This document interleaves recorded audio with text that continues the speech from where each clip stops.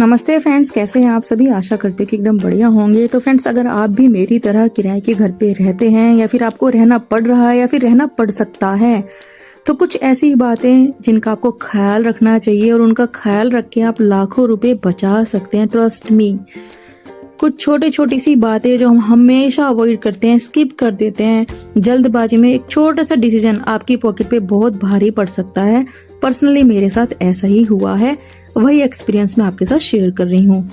Anyways, मैं आई थी यहाँ पर एसी देखने के लिए, साथ में मैंने डिशवॉशर भी देखा और मेरे हस्बैंड ने मुझे कन्विंस किया काफ़ी कि भाई डिशवॉशर ले लो तुम, क्योंकि सारा दिन बर्तन करती हो और जिस घर में मैं रहती हूँ उस घर का सिंक इतना छोटा है, मतलब इतना नीचे है कि मुझे झुक के बर्तन करने पड़ते हैं, जिसकी वजह से मुझे बैक के इशू हो रहे हैं। तो सबसे इम्पोर्टेंट बात आपको देखना है किचन में हमेशा जाकर कि आपकी हाइट क्या है और किचन में बर्तन करने के लिए सिंक का एरिया या फिर काउंटर टॉप किस हाइट का है। ये छोटी सी बातें ध्यान रखकर घर लीजिएगा, क्योंकि लेडीज को सारे काम किचन में मैक्सिमम टाइम करने पड़ते हैं और बैकएक के इशू एक बार शुरू हो गए तो प्रॉब्लम ज़्यादा बढ़ जाता है। पर्सनली मुझे बैकएक के इशू हो गए इस घर में, बिकॉज बैंड होके बर्तन करने पड़ते हैं, बहुत झुकना पड़ता है। मेरी हाइट ठीक है जिस हिसाब से ये सिंक थोड़ा नीचे में है, तो एक तो मुझे ये बड़ा दिक्कत आ रहा है। दूसरी दिक्कत जो हमें यहाँ पर हुई, हमने लैंड किया था अक्टूबर में, उस टाइम पे बारिश थी, वेदर अच्छा था। आगे आने वाले महीनों में वेदर और अच्छा हो गया, हल्की बहुत ठंड भी थी, जिसकी वजह से हम कम्प्लीटली ये भूल गए कि गर्मियाँ भी आएंगी और हमने घर को अच्छे से देखा ही नहीं। अब जून का महीना खैर नहीं आया अभी, अप्रैल मई शुरू हुआ, इतनी भयंकर गर्मी शुरू हो गई, सांस लेने की भी फुर्सत नहीं हो रही है। ऐसा लग रहा है कि भाई घर को छोड़ के चले जाएं, और किचन में स्पेशली जाने में बहुत दिक्कत मुझे हो रही थी। मुझे थायराइड है, जिसकी वजह से मुझे गर्मी सर्दी दोनों ही बहुत ज़्यादा लगती हैं।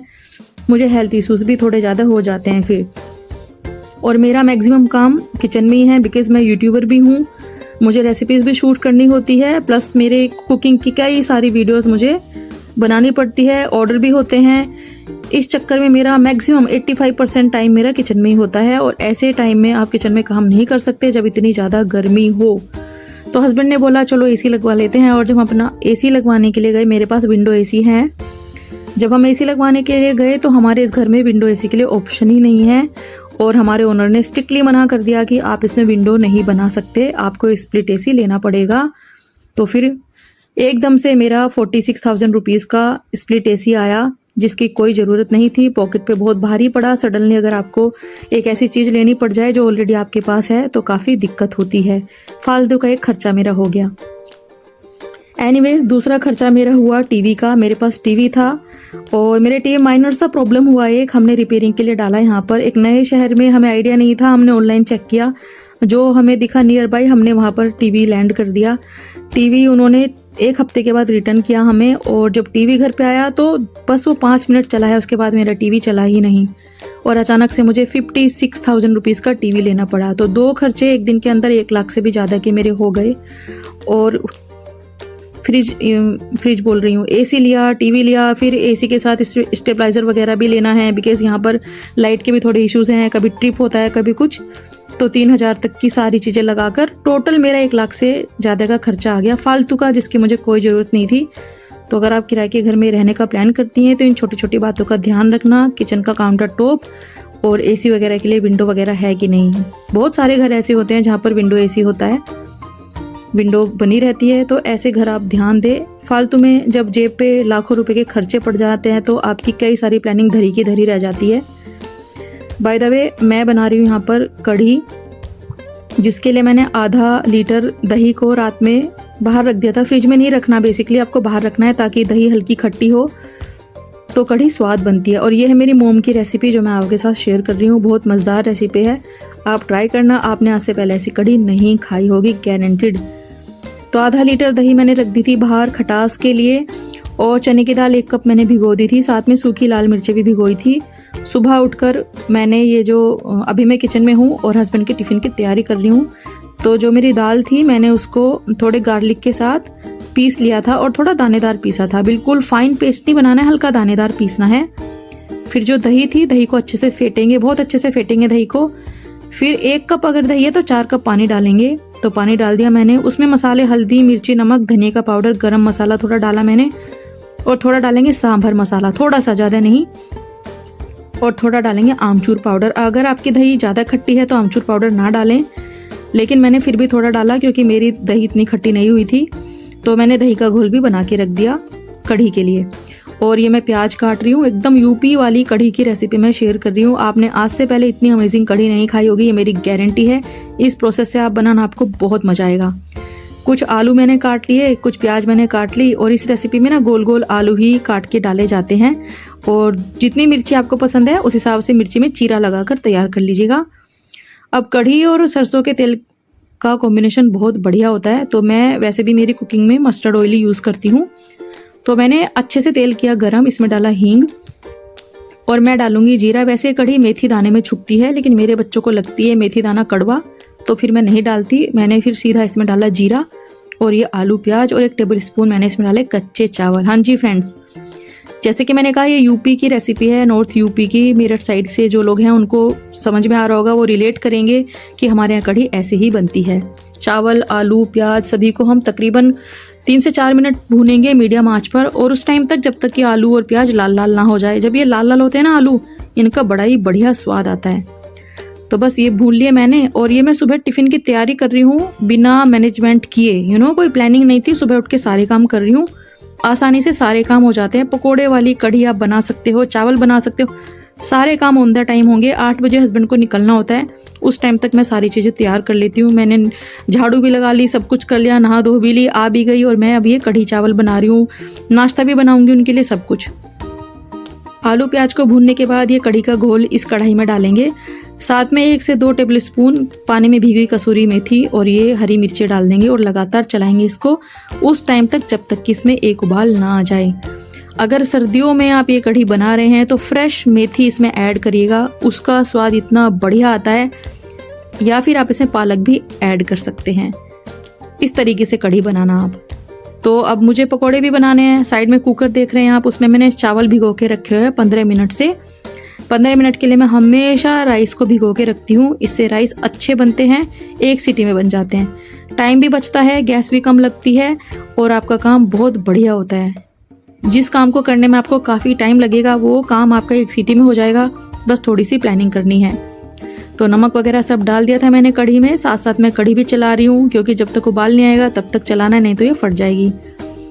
और ये पकोड़े का घोल मैंने कैसे बनाया, जो चने की दाल मैंने पीसी थी उसमें से थोड़ी सी दाल बच गई थी, मैंने वही दाल और उसमें मैंने थोड़ा बेसन ऐड किया, हल्दी, मिर्ची, नमक, धनिया का पाउडर डालकर मिक्स किया मैंने, और 5 मिनट मैंने इस मिश्रण को फेंटा, और उसके बाद मैंने इसे 8 से 9 मिनट के लिए रेस्टिंग पे रख दिया था। तो पहले आपको 5 मिनट बेसन को फेंटना है, और चने की दाल के पकोड़े बहुत स्वाद बनते हैं। लेकिन मेरे मिक्स हैं क्योंकि चने की दाल कम पड़ गई थी, तो मैंने बेसन मिक्स किया। काफ़ी फ्लफी स्पॉन्जी पकोड़े बनते हैं। रेस्टिंग कराएंगे, फेंटेंगे तो बहुत गजब के फूले फूले पकोड़े बनेंगे, बहुत ही स्वाद। कई बार देखते हैं आप कढ़ी में पकोड़ा डालती, थोड़ा वो गांठ उसमें आ जाती है, टाइट हो जाता है, फिर मज़ा नहीं आता। और मेरे हस्बैंड को पकोड़े वाली कढ़ी बहुत स्वाद लगती है। और अगर पकोड़ा गलती से हार्ड हुआ तो आपकी जो पूरी मेहनत है वो हो जाती है बिल्कुल ख़राब। इसलिए मैं पूरा ध्यान रखती हूँ कि भी पकोड़े फ्लफ़ी बनने चाहिए। तो पकोड़े भी बना लिए मैंने, और मैंने सरसों के तेल में पकोड़े फ्राई किए हैं, बहुत स्वाद लगते हैं। लेकिन आपकी चॉइस है, आपको जो तेल पसंद है आप उसमें फ्राई करना। जितने पकोड़े मैं कढ़ी के लिए बनाती हूँ उसमें से आधे पकोड़े ऐसे ही खाए जाते हैं। मेरे बच्चे आज सोए हैं, अभी उठे नहीं हैं, तो पकोड़े मेरे बच गए हैं। आप मुझे किस स्टेट से देख रही हैं ये भी मुझे कमेंट सेक्शन में लिख के बताना, और आपके यहाँ किस तरीके से कढ़ी बनती है वो भी थोड़ा सा बताना मुझे लिखकर। कढ़ी बन गई, पकोड़े बन गए। अब मैं बनाऊंगी कढ़ी के लिए एक स्पेशल टाइप का छोंक, जो कि कढ़ी का स्वाद 4 गुना बढ़ा देगा। अगर आप गार्लिक नहीं खाते हैं तो कम्प्लीटली स्किप किया जा सकता है, कोई इशू नहीं है। फिर आप इसमें क्या करना है, पहले सरसों का तेल गरम किया मैंने बहुत अच्छे से, इसमें डाला मैंने राई, जीरा थोड़ा सा, फिर डालेंगे इसमें गार्लिक को स्किप कर दीजिएगा अगर आप नहीं खाते हैं तो। फिर डालेंगे सूखी लाल मिर्ची और कश्मीरी लाल मिर्ची, और ये छोंक हम कढ़ी के ऊपर डालेंगे। थोड़ा धनिया डालेंगे, कसूरी मेथी डालेंगे थोड़ी सी, और कढ़ी हमारी बनकर तैयार है। बहुत गजब की कढ़ी बनती है। चने की दाल की कढ़ी, आई एम श्योर आपने आज से पहले नहीं खाई होगी। और जिन्होंने खाई होगी वो मुझे कमेंट सेक्शन में लिख के बताना कि इसका स्वाद कैसा लगता है आपको। भाई मेरे घर में ऑल टाइम फेवरेट है ये कढ़ी, और दही की कढ़ी स्पेशली बहुत ही पसंद की जाती है, बहुत ही शानदार बनती हुई है ये। तो ये कढ़ी अभी आपको लग रही होगी थोड़ी सी पतली, लेकिन जैसे जैसे ठंडी होगी इसका टेक्सचर एकदम परफेक्ट आएगा, वो भी मैं आपको आगे दिखाऊंगी। कढ़ी बन गई, चावल बन गए, मैंने इन्हें पैक करके पंखे के नीचे रख दिया है ताकि ये थोड़े ठंडे हो जाए, फिर मैं इनको पैक कर दूं। और साथ में मैंने दिया है हस्बैंड को तरबूज खाने के लिए। और बाय द वे कुछ लोगों का कमेंट था मेरे पास कि राइस के साथ तरबूज नहीं खाते हैं, तो ये जो तरबूज है ये मैंने उन्हें शॉर्ट ब्रेक के लिए दिया है, जो 11 बजे उनका होता है। आजकल गर्मी बहुत है तो मैं उन्हें आम पन्ना की एक बोतल भी भर के देती हूँ। आप लोग भी अपने घर में आम पन्ना हमेशा बनाकर रखिएगा, गर्मियों में बच्चों के लिए बहुत अच्छा होता है, लू लगने से बचाता है, हेल्थ बेनिफिट्स बहुत ज़्यादा होते हैं इसके। तो अपने आपको पानी ज़्यादा पीना है, अपना ख्याल रखना है। आप अपना ख्याल रखेंगी तभी परिवार का ख्याल रख पाएंगी। हम मम्मी को मैक्सिमम टाइम किचन में खड़े होना होता है, और किचन हमारे घर का सबसे गर्म एरिया होता है। तो प्लीज़ अपना ध्यान रखें, आप लोग ज़्यादा से ज़्यादा पानी पिए, जूस पिए, ताज़े फल खाएं, और ऐसी भारी भरकम चीज़ें बिल्कुल ना खाएं। फ्राइड चीज़ें बेसिकली थोड़े दिनों के लिए अवॉइड कीजिए, क्योंकि गर्मी है, फेंट हो रहे हैं लोग, बहुत ज़्यादा टेम्परेचर हाई हो रखा है। प्लस आपके आसपास में कोई भी ऐसे डॉग्स वगैरह भी हैं, चिड़िए वगैरह हैं, तो प्लीज़ पानी भर के रखें। पानी पिलाने का काम सबसे ज़्यादा पुण्य का काम होता है, तो ये आप अपने आसपास में करें। किसी को प्यास लग रही है तो पानी पिलाएं उन्हें, बहुत ही अच्छा नेक वाला काम होता है ये। तो सब कर दिया है मैंने, और ये कोई लेक्चर नहीं है, ये मेरी आपसे एक छोटी सी रिक्वेस्ट है। कुछ लोगों को मेरी बातें लेक्चर लगती हैं, तो जिनको लेक्चर लगती हैं वो मुझे माफ़ करे, बाकी जिनको अच्छा लगता है थैंक यू सो मच।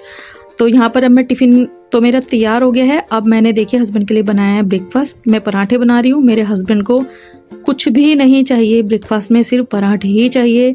साल के 12 महीने वो पराठे ही खाते हैं, वो भी सिंपल वाले। पराठे के साथ कोई सब्जी भी उन्हें नहीं चाहिए। जो लोग दिल्ली वाले हैं, यूपी वाले हैं, उनको पता होगा कि हम लोग को बस 1 कप चाय, 2 पराठे और थोड़ा अचार दे दो तो हमारे दिन की शुरुआत बहुत अच्छी हो जाती है। तो आजकल खैर हम उपमा, पोहा सब कुछ बना लेते हैं, इडली भी बनाते हैं, हर एक चीज़ हम लोग ब्रेकफास्ट में बनाते हैं। बट कुछ लोग बड़े पर्टिकुलर होते हैं, उसमें से मेरे हस्बैंड एक हैं। वो अपने ब्रेकफास्ट के साथ स्पेशली कॉम्प्रोमाइज़ नहीं कर सकते, तो मैं उन्हें फिर यही देती हूँ जो उन्हें पसंद आता है। क्योंकि मुझे पर्सनली ऐसा लगता है कि दिन की शुरुआत अगर पसंद के हिसाब से हो जाए तो दिन अच्छा जाता है। बाकी बाद में तो आप ढेर सारे एक्सपेरिमेंट कर ही सकते हैं। तो ये जो पराठे हैं, चाय है, साथ में मैं वाइट वाला मक्खन बनाती हूँ घर में, वो उनको दे देती हूँ। बड़े खुश होकर वो ये पराठे नाश्ता जो है एंजॉय करते हैं। तो टिफ़िन बन गया, नाश्ता दे दिया, जो भी चीज़ें बची हैं वो मैं फ्रिज में रख दूंगी। और किस किस को मेरी तरह आदत है जितनी बार फ्रिज खोलें उतनी बार उसे साफ़ करने की, मुझे ये बहुत बुरी आदत है। और फिर मैंने बनाया घी। लगभग 11 बजे के करीब मेरा घी भी बन चुका था। सारे बर्तन वगैरह सब कर लिए मैंने, क्योंकि जब कढ़ी वगैरह बनाते हैं तो काफ़ी बर्तन हो जाते हैं। ये लेफ़्ट ओवर था घी बनाने का, इससे भी मैं घी बना लूँगी। इसको किसी बर्तन में ट्रांसफ़र करके फ्रिज में रख दूँगी, तो इससे भी घी बन जाएगा। इसकी मिठाई हम नहीं खाते, जिसको मिठाई खानी है वो मिठाई बनाकर खा सकते हैं, बहुत हैवी होता है, हमसे नहीं खाया जाता। और कढ़ी का टेक्सचर अब मैं आपको दिखाऊँगी कि कैसा है। एकदम गाढ़ी कढ़ी हो गई है, ये देखिए परफेक्ट है, बिल्कुल भी पतली नहीं है। और अब मैं आपको पकोड़ा भी फोड़ कर दिखाऊंगी कि कितना नरम बना है। मुंह में जाते घुलेगा, रुई से भी नरम पकोड़े हैं। बस पकोड़े बनाते समय एक बात का ध्यान रखना है आपको कि जो पकोड़े का मिश्रण है ना, बेसन वाला या दाल वाला जो भी है, उसको 5 मिनट आपको फेंटना पड़ेगा। अच्छे से फेंटिएगा और फिर उसे रेस्ट कराएं 8 से 10 मिनट का। तब देखना आपके पकोड़े जूसी बनेंगे, सॉफ्ट बनेंगे, नरम, मुंह में घुल जाने वाले। और अगर पकोड़े अच्छे नहीं तो कढ़ी अच्छी नहीं, आपकी पूरी मेहनत हो जाती है फिर खराब। तो यहाँ पर कढ़ी पकोड़ा एकदम बढ़िया बना था, आप ट्राई करना। और ये देखिए जो टीवी लिया था मैंने आपको बताया, तो फालतू में मेरे 57,000 रुपीज़ इसमें खर्च हो गए, छोटी सी गलती की वजह से।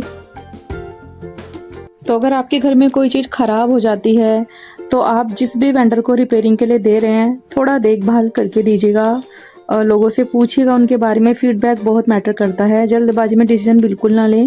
पैसे के पैसे खर्च होते हैं, और अननोन शहर में स्पेशली ऐसा बहुत होता है। और साउथ में तो स्पेशली ऐसा हो जाता है, कई बार लैंग्वेज इश्यूज बहुत होते हैं। तो हम कहना कुछ चाहते हैं, वो समझते कुछ हैं, तो ऐसे इश्यूज भी होते हैं। तो फालतू में 3,000 रुपये भी चले गए, और 57,000 का टीवी भी आया। और अब ये एसी, मेरा पुराना एसी ऐसे ही रखा हुआ है। फालतू में मेरे इसमें भी पैसे खर्च हो गए। तो ये कुछ प्लानिंग ऐसी हैं जो पहले से करेंगे ना किराए के घर में, देखभाल करके लीजिएगा तो पॉकेट पे फिर भार नहीं पड़ेगा। और स्मार्टली प्लानिंग करनी चाहिए। छोटा घर अगर है या फिर किराए का घर देख रहे हैं तो स्मार्टली प्लानिंग करनी चाहिए, तो काफ़ी अच्छा रहता है। कहने का मतलब ये है। तो बस यहीं तक था मेरा आज का वीडियो। पसंद आया तो लाइक कमेंट शेयर जरूर कीजिए।